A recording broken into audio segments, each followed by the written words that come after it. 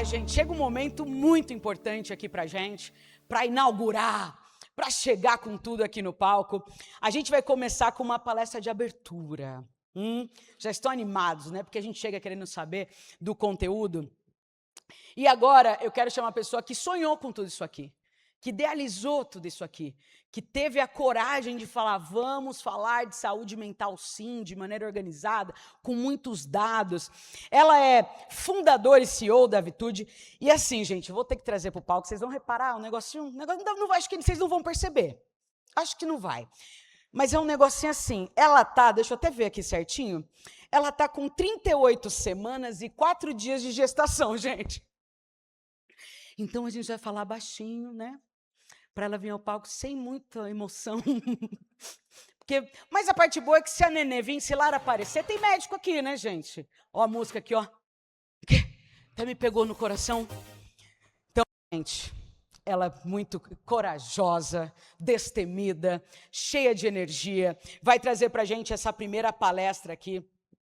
Eu tô, gente, emocionada, mas confesso que eu também tô um pouco nervosa. Eu chamo com energia, eu vou chamar com energia, porque eu sei que ela tá pronta.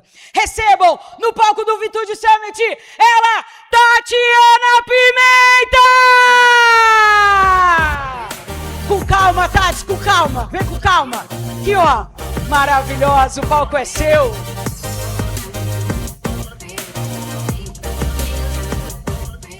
Bom dia! Quantos médicos nós temos aqui hoje? Levanta a mão quem é médico. Olha lá, ó. Não precisa ter medo de acontecer algum parto aqui no palco, não, né? Gente, muito bom dia. Obrigada pela presença de vocês. É um prazer estar aqui. Mari, obrigada pela abertura. Essa é a nossa 7ª edição e eu estou muito feliz de estar aqui com vocês. O tema não poderia ser outro, né? A gente vai falar de saúde mental. A saúde mental é inegociável, é a tagline da Vitude, é uma crença nossa muito forte de que essa pauta precisa ser discutida. E acho que nada melhor do que chegar nessa ocasião com esse tema aqui para a gente fazer a palestra de abertura. Eu normalmente me apresentava como Tati, fundadora e CEO da Vitude, mas acho que esse ano eu fui presenteada, né, de uma forma muito especial, e eu queria começar me apresentando um pouquinho diferente. Eu sou a Tati, eu sou a futura mãe da Lara, que está com 38 semanas e 4 dias, está todo mundo apavorado, achando que eu não ia chegar. Tinha gente fazendo promessa, tinha gente fazendo aposta, se ia nascer na lua cheia, na lua crescente, mas deu tudo certo, a Lara é boazinha, né, ela chegou aqui, está tranquila. Eu sou a esposa do Everton. Eu sou uma mulher branca, de cabelo preto, franjinha. Eu estou usando um vestido branco. E eu estou muito, muito feliz de estar aqui com vocês hoje, né? A gente está falando da 7ª e maior edição do Vitude Summit. E eu não pude deixar de lembrar da primeira edição, né? Quando a gente fez esse evento em 2020. E foi muito interessante que lá em 2020, quando a gente pensou em fazer um evento de saúde mental, a Vitude estava passando por uma transição. A gente começou em 2016 com um marketplace que conectava pessoas que queriam fazer terapia a psicólogos. E em 2018 a gente começou, né, a mudar um pouco o modelo de negócios e olhar para as empresas. Né, se falava muito ali sobre burnout entre 2017 e 2018, mas ainda era muito etéreo, muito nebuloso. Inclusive, falar de saúde mental era muito etéreo e ainda é até hoje. E quando a gente decidiu fazer esse evento, a gente escolheu o Cubo, né, por ser um espaço de inovação, porque a gente era uma startup de base tecnológica, e o Cubo pareceu um espaço muito óbvio para a gente, onde a gente poderia reunir pessoas que estavam, de fato, pensando um pouquinho diferente. E não, acho que muito diferente de quando a gente fundou a Vitude, todo mundo falou assim, imagina que você vai conseguir reunir 150, 200 pessoas para falar de saúde mental. E eu lembro que falei, não, o Cubo, esse espaço que vocês estão vendo, ali são 2 auditórios. Eu falei, eu quero reservar os 2 auditórios inteiros. Tira a divisória que nós vamos colocar 300 pessoas aqui dentro. E não faltou gente para falar, você é maluca, ninguém vai lá falar de saúde mental. E, de fato, a gente conseguiu reunir umas 280, 290 pessoas nesse evento. Foi um evento que as pessoas ainda estavam tímidas, ninguém falava de saúde mental, tinham bem poucos cases à época. A gente já tinha, né, um pouco de conhecimento do que o Grupo Boticário estava fazendo, a SAP também estava fazendo um trabalho muito legal, e a gente convidou essas empresas para contar um pouquinho do porquê que elas estavam olhando para a saúde mental naquele momento. E foi muito interessante, porque pouco tempo depois, o evento foi 20 de janeiro Dia 11 de março, a gente estava todo mundo trancado dentro de casa. Então, veio a pandemia e, assim, pelo menos para a gente, foi um fenômeno muito positivo, porque abriu espaço para que as empresas pudessem falar de saúde mental. Naquela época, o grande desafio, talvez ainda seja hoje de algumas empresas, era encontrar budget disponível, né, para estruturar um programa. E no momento em que a pandemia veio à tona, muitos orçamentos ficaram provisionados para ações que não iam ser realizadas, eventos, viagens, e muitas empresas optaram por remanejar aquele orçamento para cuidar dos seus colaboradores. Então, a gente viu um boom, de fato, né, de programas de saúde mental tendo início. Empresas que começaram a investir de forma ainda tímida, mas apostando ali que cuidar da saúde mental seria importante. E hoje, né, quase 6 anos depois, a gente vê um movimento muito diferente, né? A gente fala de saúde mental, ainda com estigma e preconceito, mas já de uma forma mais natural. E vocês vão ver aqui no palco muita gente trazendo cases, histórias, aprendizados, né, que vão ser interessantes. E a gente entendeu que faria sentido aqui não só reunir um pouco disso no evento, mas colocar isso de forma prática em um livro, né? E a gente, basicamente, fez um exercício aqui. Eu mesma, acho que uma das coisas que me chamava muita atenção é que tudo que eu precisava consumir não estava disponível. Quando eu queria algum conhecimento, eu queria alguma informação, eu não sabia onde buscar. E uma das coisas que o próprio Summit foi me ensinando ao longo do tempo, e liderar a Vitude nesses 10 anos também trouxe de aprendizado, é que tudo que a gente sabe está na cabeça de vocês, né? Está na cabeça das pessoas que estão liderando e construindo programas de saúde mental. Cada empresa, cada setor tinha ali um aprendizado diferente. E, aos poucos, à medida que a gente foi crescendo, quando a pandemia começou, nós tínhamos 4 clientes. Né? Ao final de 2022, a gente já tinha mais de 200 clientes na Vitude. A gente foi vendo que cada programa tinha uma característica, cada setor tinha uma característica. Então, quando a gente olhava para o varejo, era uma coisa, quando a gente olhava para a indústria, era outra coisa. Se a gente olhava para o setor de serviços, tinham outros desafios. Né? Se a gente olha para setores que precisam estar em campo, você tem uma série de desafios. E aquilo não estava disponível em lugar nenhum, não estava escrito em lugar nenhum. Então veio a ideia, por que não escrever um livro? E eu aprendi com o meu amigo, o professor Marcos Mendanha, que eu podia estar roubando, eu podia estar pedindo dinheiro, mas eu vim aqui falar para vocês que eu estou lançando um livro.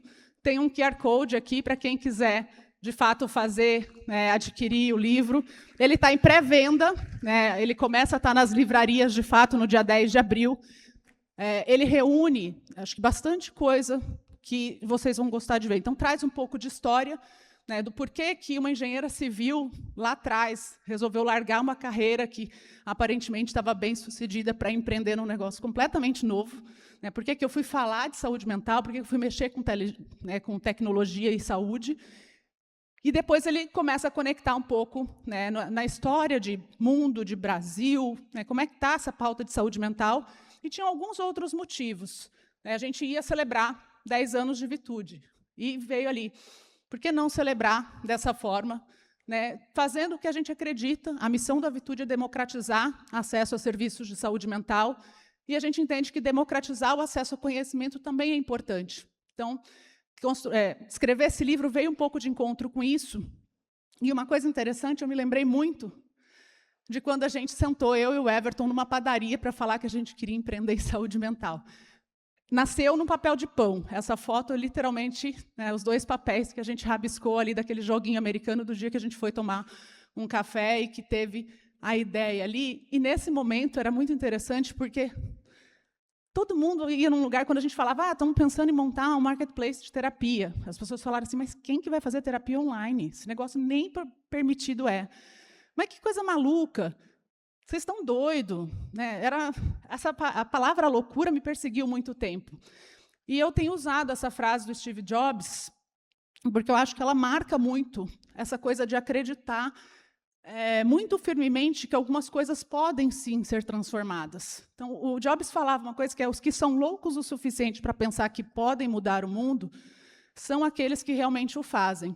né, quando a gente fundou a Vitude, que as pessoas diziam que ninguém nunca ia fazer terapia online, que isso era coisa de gente maluca, de gente fraca, uma série de coisas. Quando a gente decidiu fazer o nosso primeiro evento lá em 2020, que nós pedimos para pegar os 2 auditórios do Cubo, imagina que vocês vão conseguir reunir 300 pessoas, que loucura, não vai dar certo, vocês vão gastar dinheiro.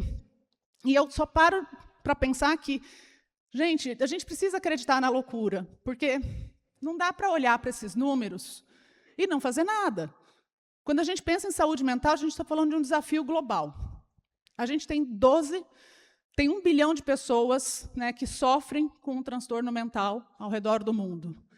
Depressão já é uma das doenças mais incapacitantes do mercado de trabalho. Quando a gente olha aqui o número de pessoas impactadas e como isso mexe com a economia e com as empresas, a gente está falando de 12 bilhões de dias perdidos de trabalho. A OMS diz que até 2030, né, os transtornos mentais vão ser a maior causa de afastamento, e quando a gente pensa em dinheiro, em perda de capacidade produtiva, já há uma projeção aqui de 6 trilhões de dólares de desperdício, né, porque a gente não endereça os problemas de saúde mental, e isso é desperdício em produtividade. A gente não está falando de afastamento, a gente está falando de pessoas que estão, né, no mercado de trabalho, mas que não conseguem ali exercer o seu papel de forma plena porque estão adoecidos. Isso, mundo. Quando a gente olha para o Brasil, a coisa está feia também. A Mari falou que a gente cresceu, né, por 3 anos consecutivos. Está aqui o gráfico, né, dos últimos 10 anos. Esse é um dado da Previdência Social. A gente teve mais de 540 mil afastamentos por transtornos mentais no ano passado. E aqui, nós estamos falando daquele afastamento com mais de 15 dias que foi registrado pelo INSS. A gente não está falando dos atestados de até 14 dias que viram custo para as empresas de vocês, né, que vocês estão pagando, a pessoa não está lá trabalhando, mas isso aqui entrou na sua conta e você não tem a troca-partida, que é a produção. Então, é um ponto para a gente olhar, porque além do que o INSS está arcando de custos aqui, a gente, enquanto empresário, e vocês ali, enquanto líderes de empresas, também estão absorvendo não só esse custo, mas todo o desafio de lidar com a ausência das pessoas por conta de transtornos mentais. E, gente, não dá mais para ficar desse jeito, né? Está insustentável. E não à toa, tem vários players aqui que começaram a se mover por conta disso. Está tão insustentável que a conta do INSS está estourada. E não à toa, o governo precisou fazer alguns ajustes, né? Precisou ali criar alguns mecanismos para contar com a ajuda, né, das empresas para olhar para esse tema de uma forma um pouco mais efetiva. A gente teve a aprovação da mudança de redação da NR1 em agosto de 2024, quase 2 anos atrás. Essa nova redação prevê ali que as empresas tenham que mapear os riscos psicossociais, e não é só mapear, né? A Mari falou bem, não é um documento para guardar na gaveta. A gente tem que identificar esses riscos, avaliar os perigos, né, classificá-los e adotar medidas importantes para poder eliminar esses riscos do ambiente, poder mitigá-los, né, poder fazer com que a gente tenha ambientes que não causem adoecimento nas pessoas, né, que saúde mental não seja motivo de afastamento. E nesses últimos tempos, a gente viu, ano passado a gente teve uma prorrogação, né, essa norma deveria ter entrado em vigor em maio do ano passado, teve um pleito muito grande da bancada empregadora para que a gente tivesse ali um adiamento da norma, e, de fato, ele aconteceu, né, a entrada em vigor, em vigência, foi adiada para esse ano, e uma das pontas que a gente via e reclamação é: mas o governo não explicou que escala que tem que usar, não tem uma regra, não tem uma explicação. E acho que, pelo menos, essa justificativa a gente já equalizou. Recentemente, acho que tem umas 2, 3 semanas que o governo publicou, né, o manual de interpretação e aplicação desse capítulo 1.5 da NR1. Então, é um documento de mais de 100 páginas, explicando o que é essa nova alteração, o que precisa ser feito, o que deve ser considerado, as intersecções, não só da NR1 com a NR17, então tem muito conteúdo.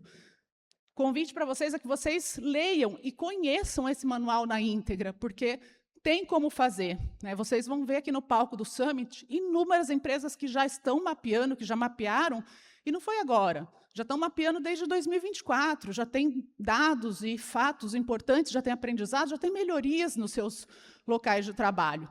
E o ponto principal, quando a gente pensa na NR1, é que risco psicossocial não é um negócio novo. Se eu olhar para o que a OIT está falando de fator psicossocial, a gente fala disso desde 1986, são 40 anos. A redação da NR1 é nova, mas o que ela quer trazer aqui não é nenhuma grande novidade. Basicamente, o que ela está dizendo é, gente, risco psicossocial também é um risco ocupacional. Não adianta eu olhar só para a posição, para a postura, para a ergonomia, não adianta eu olhar só se tem fumaça, se tem ruído, se tem um equipamento aberto ali que eu possa cortar o dedo.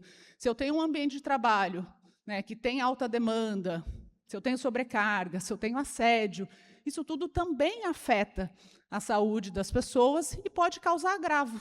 E a nossa obrigação aqui é proteger a saúde e a segurança, né, dos trabalhadores que convivem com a gente no dia a dia. Para quem achava, né, que teria algum tipo de adiamento, recentemente o Alexandre Scarpelli, do Ministério do Trabalho, fez um posicionamento dizendo que não vai ter adiamento, que a prorrogação está descartada. Sei que ainda existem algumas pessoas falando da possibilidade, mas eu prefiro acreditar que esse posicionamento aqui ele é válido. Por quê? Porque nós tivemos 2 anos para nos adaptar, para aprender, para estudar. Teve empresa que não fez nada nesse período, está contando de novo com a prorrogação. Mas eu acho que é um risco, né? Eu acho que o principal ponto aqui não é sobre a multa.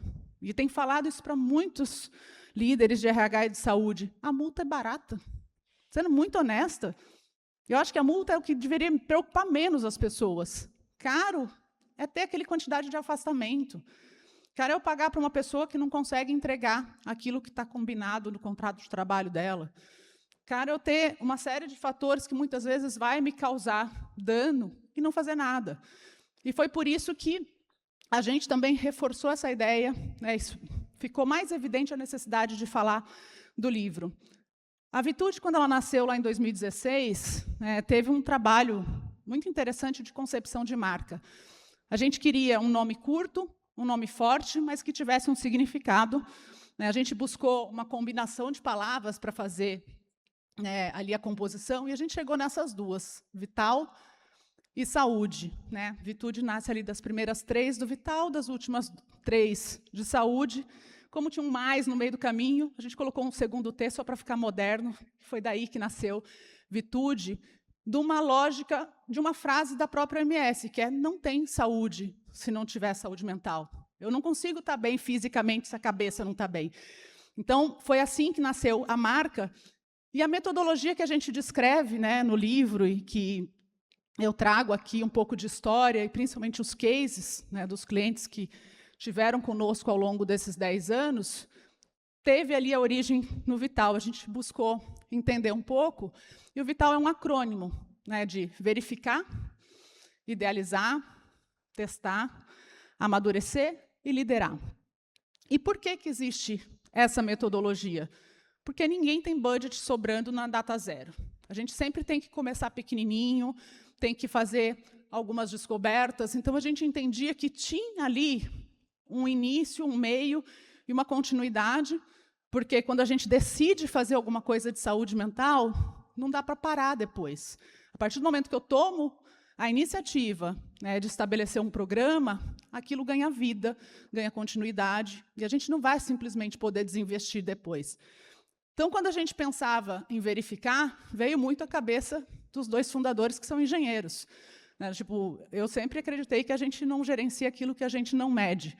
E eu até trago em um dos capítulos do livro essa frase que é atribuída ao Deming, que é: sem dados, você é apenas uma pessoa com opinião.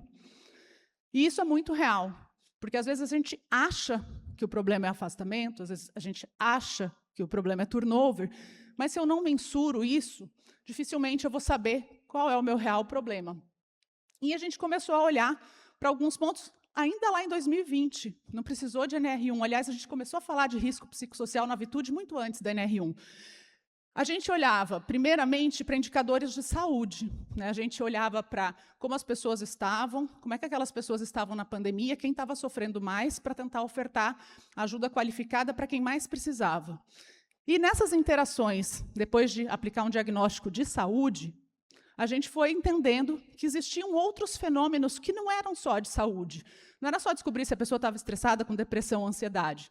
Mas a gente percebia que a dinâmica que tinha sido imposta pelo isolamento tinha mudado a forma como as pessoas ficavam mesmo. Então, eu saí do presencial para o remoto.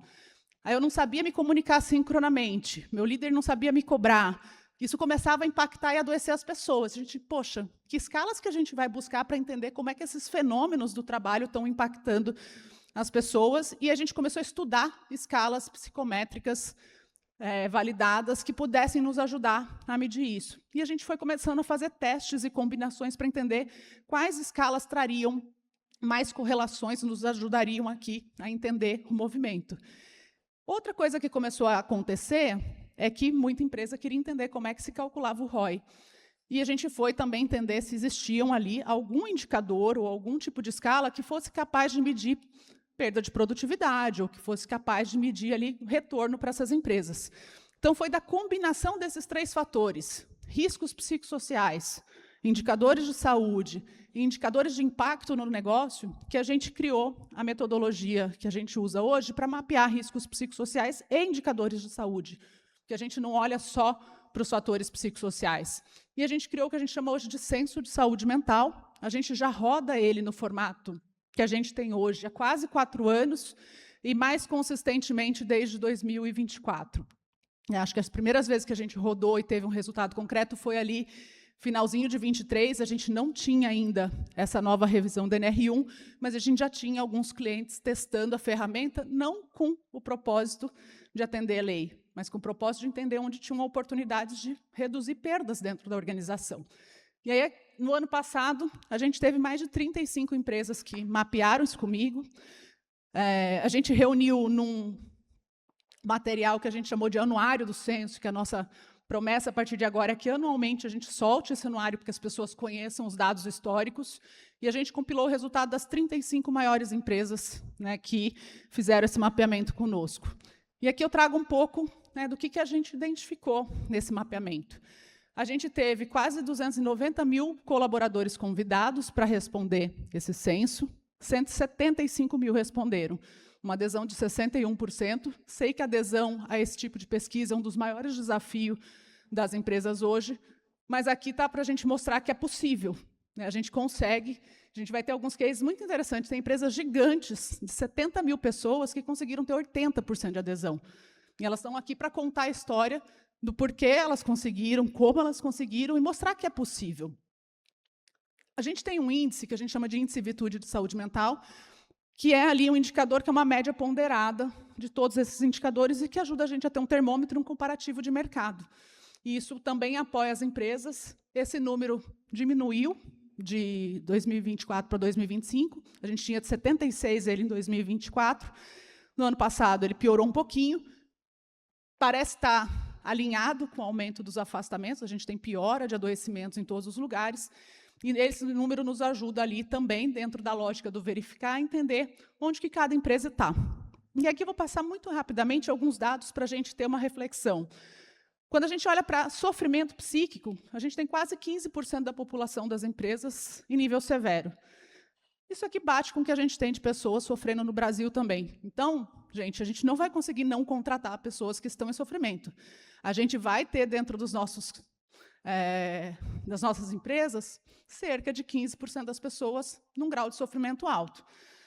Quando a gente olha para a propensão ao burnout, a gente tem um número que é até interessante, 5,94% de propensão ao burnout. Aqui a gente consegue correlacionar o fator trabalho, as atividades, a forma como esse trabalho está organizado e saúde. E a gente consegue ter um número muito mais acurado. Vocês já devem ter visto matérias por aí dizendo que o Brasil tem 80% das pessoas com sintoma de burnout, o Brasil tem 30% de burnout. Se a gente tivesse 80% de burnout no Brasil, a economia tinha parado, né? Esse número ele não é real. Ele é um número, muitas vezes, baseado em pesquisa de opinião, às vezes baseado em um instrumento que não é psicométrico, que não tem um construto, que não teve validação. E aqui entra a diferença entre usar um instrumento validado e usar uma pesquisa. Eu sempre falo, pesquisa de clima é super legal, tem o seu propósito, mas não serve para medir risco psicossocial. São instrumentos completamente diferentes. E o burnout está aqui para nos mostrar a diferença que isso dá. Se eu uso uma pesquisa que foi feita lá com a IA, ou que eu pensei na pergunta do jeito que eu quis, mas eu não estruturei ali a validação dela, pode ser que eu não esteja medindo o fenômeno correto. A gente tem hoje 32% de presenteísmo nas empresas brasileiras. Isso significa rasgar 1/3 da folha de pagamento fora. Quando eu mostro isso para um CEO ou para um CFO, eles quase caem de costas. Porque é onde realmente o dinheiro está indo embora. Eu estou pagando, essa pessoa está lá, mas ela não está conseguindo entregar a contrapartida, que é a produção, o trabalho. Então, isso aqui é desperdício, porque a gente está deixando de olhar. E era disso aqui que a gente deveria ter medo, não da multa, porque a multa é barata. Agora, 1/3 da folha de pagamento é caro pra caramba. Segurança psicológica, na maioria das empresas, está médio-baixo. A gente está falando de uma nota 67, né, para um fenômeno aqui que pode ir até 100 de nota. E eu acho que o ponto mais interessante da gente olhar é que eu tenho 13% dessa população, né, experimentando uma segurança psicológica muito baixa e 29% experimentando muito alta, dentro da mesma corporação. Olha a diferença que dá quando eu filtro os 13% baixo. Tudo piora. A ideação suicida, que era 14, vai para 19. A propensão burnout, que era 5, vai para 21. Quer dizer, 1/4 do meu problema, ali, meu potencial risco previdenciário trabalhista está contido nos lugares onde as pessoas têm medo de dar um feedback, de se posicionar. Elas convivem com medo. Se eu olho para o grupo que está alta, olha que interessante em termos de proteção. Esse grupo tem menos ideação suicida, tem menos sofrimento, 0 propensão ao burnout. A organização do trabalho, que é onde a gente mede a ergonomia cognitiva, também está super positiva. É um lugar que está promovendo saúde. Eu me sinto pertencido, eu me sinto reconhecido, e tudo isso impacta. A gente olha para a ergonomia cognitiva como o desenho desse trabalho, como ele está organizado, como é que está a demanda, o esforço, como é que está a recompensa, o controle, e ajuda as empresas a entenderem onde elas precisam atuar na causa, na fonte. Não é só sobre oferecer um benefício, ou sobre estruturar um programa de saúde mental. Eu tenho que atuar na causa e no modelo como o trabalho está organizado. E, por fim, a gente olha para assédio. E a gente tem um problema grave hoje, porque 17% de assédio é um número bastante alto, e isso impacta a segurança psicológica. E o mais interessante, que me chama a atenção, é que as pessoas não denunciam. Então, o número que eu tenho, muitas vezes, no meu canal de integridade, ele não é fidedigno, ele está subnotificado, porque eu tenho medo de denunciar e, de repente, ter um impacto, ser preterido, ser demitido. As pessoas não confiam muito no canal de integridade. Então, aqui, eu fecho o bloco do verificar. Esses dados nos dão base para começar a pensar a partir de onde eu vou desenhar meu programa, a partir de onde eu vou mexer e quais as alavancas vão fazer sentido. E a gente vai para o idealizar. A partir do momento que eu mapeei, medi, sei meus números, eu começo a pensar como é que eu vou estruturar meu programa. E eu gosto de falar muito que tem uma diferença entre solução e programa.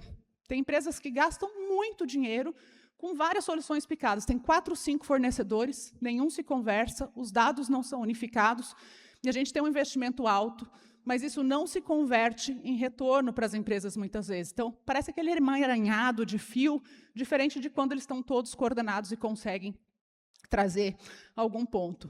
A NR1 vem para ajudar esse lugar da idealização, quando ela traz uma lógica aqui, né, de eliminação desses riscos.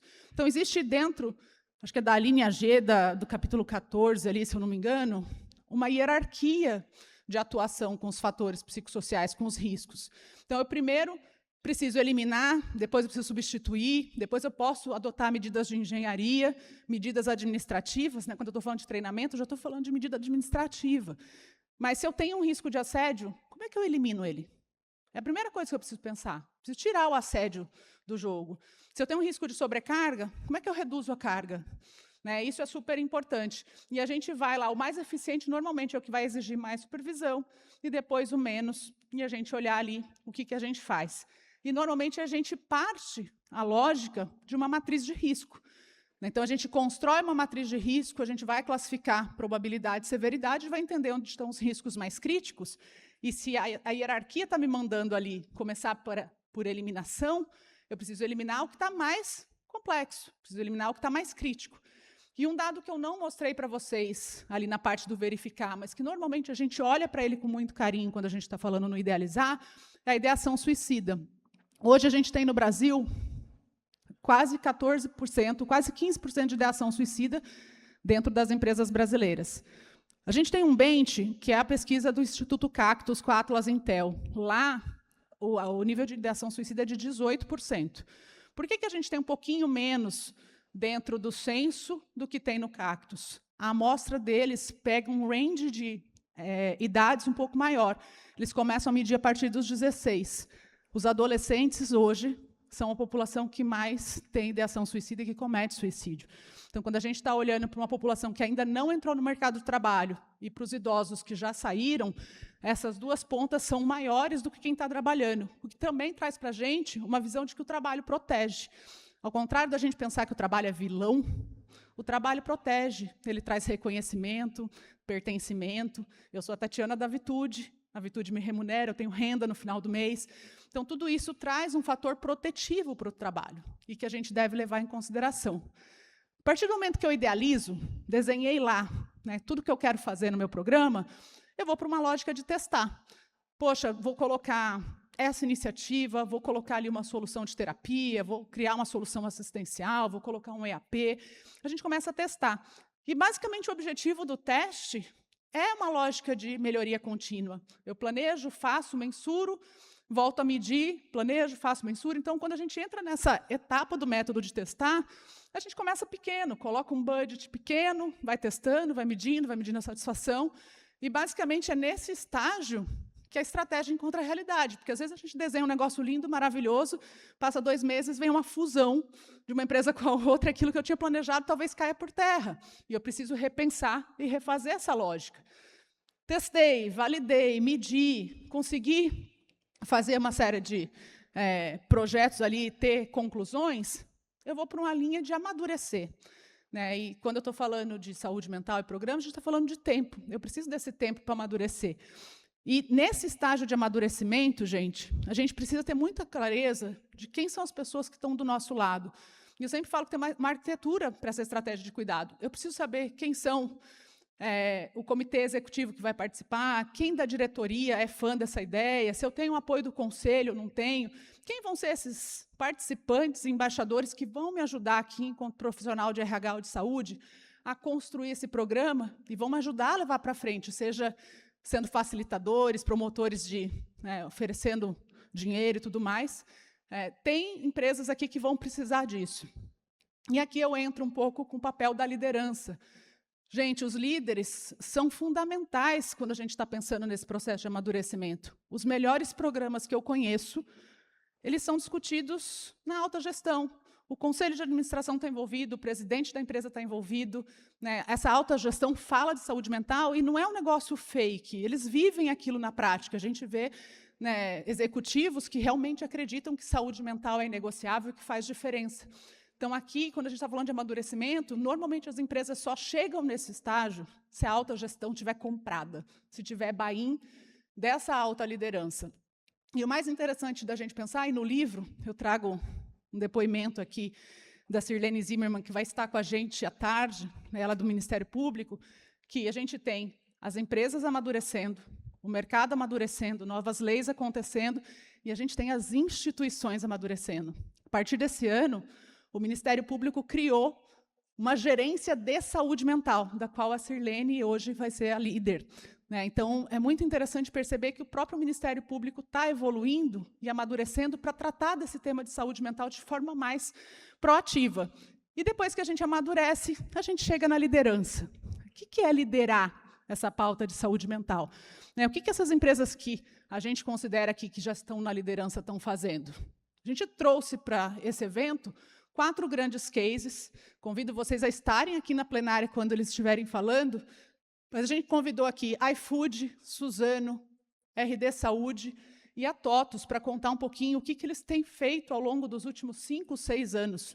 A gente não está falando de programa que tem 1 ano de vigência, está falando de gente que começou, quase todos aqui começaram até antes da pandemia, tá? Não foi a pandemia que impulsionou o início do programa, a pandemia talvez tenha acelerado algumas coisas. E a gente também vai trazer um case logo depois dessa minha fala, de uma empresa que já está num outro lugar, né? Não é só liderar dentro dos muros da empresa. A gente já está falando de liderar coisas na sociedade, que traz temas e pautas que provocam a gente enquanto sociedade. E a gente vai trazer um pouquinho a campanha do Dia das Mães, do Boticário do ano passado, né, que falou sobre o desafio das tentantes, perdas gestacionais, luto, e comoveu e emocionou muita gente. É uma empresa que não só cuida de quem está dentro de casa, mas que começa a olhar, né, como é que eu faço para cuidar de quem está fora, que mensagens que eu tenho que levar. E isso, para mim, é liderança. Eu vou dividir esse painel com a Lívia e com a Dani Junco, né, as duas, a Lívia representando o Grupo Boticário e a Dani representando a Bitumami, para falar um pouco disso. E liderar é isso aqui, é a gente ter, né, como impactar não só os nossos colaboradores, mas uma sociedade como um todo, ser referência, discutir o tema. E, gente, acho que depois de tantos anos, com a NR1 e com as mudanças que a gente está vendo, eu quis trazer essa frase para a gente refletir aqui e talvez sair um pouquinho diferente desses 2 dias de evento. Para mim, a NR1 é um marco e nada do que foi será de novo do jeito que já foi um dia. A gente vai ser transformado por essa revolução. E a gente só vai conseguir ser transformado se a gente estiver bem. Eu gosto muito dessa imagem, porque eu falo, não dá para cuidar do outro se eu não estiver bem. Então, a gente precisa se olhar primeiro. E meu convite para vocês é que vocês coloquem a máscara em vocês, depois na criança. Porque se vocês morrerem sem oxigênio, a criança vai morrer também. Então, fica aqui meu convite para o autocuidado. E, por último, quero dizer que vocês não acreditem muito no que as pessoas falam, não, porque, além das pessoas me dizerem que eu era louca, as pessoas diziam que eu tinha que ficar deitada, que eu não podia correr, e eu corri até 32, 33 semanas, e estou com quase 39 no palco fazendo palestra. Então, a gente pode fazer tudo que a gente acredita. Vocês é que são promotores de mudança. Acreditem, convencem os outros.